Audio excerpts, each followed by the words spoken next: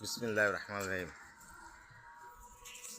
আজকে আপনাদের একটা আল্লাহর ওলিদের কথা বলতেছি যে আল্লাহর ওলিদের সাথে শত্রুতামি করে আমার আল্লাহ বলেন তার সাথে আমি যুদ্ধ ঘোষণা করলাম।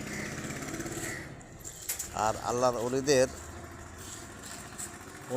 অনুকরণ করে এবং মাসলা মাসাইল এসমে আজম যেইভাবে বলে সেইভাবে চলে।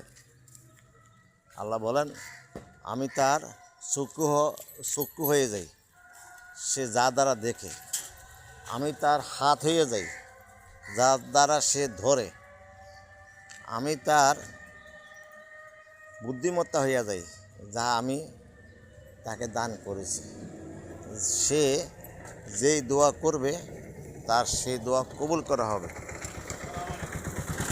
তার যেই আশা করবে সেই আশা আমি পূরণ করব। তো আল্লাহর ওলিদের সাথে যদি সহবত মহব্বত কেউ রাখে, তার দুনিয়াতেও তো কোনো ভয়ই নাই, আখিরাতেও কোনো ভয় থাকবে না। এই জন্য আমরা চেষ্টা করব আল্লাহর ওলিদের অনুসরণে চলার জন্য। তবে হাক্কানি ওলি হইতে হবে। হাক্কানি ওলি বলতে যারা কোরআন এবং হাদিসের আলোকে পা থেকে মাথা পর্যন্ত সাজায় এবং সকাল থেকে রাত পর্যন্ত আল্লাহর হুকুম রাসূলের সুন্নত অনুযায়ী চলে, তাহলে এই বান্দার দুনিয়াও আল্লাহ পাক কামিয়াবি করে দিবেন, আখিরাতেও আল্লাহ পাক তার সাহায্য করবেন। এই জন্য আমরা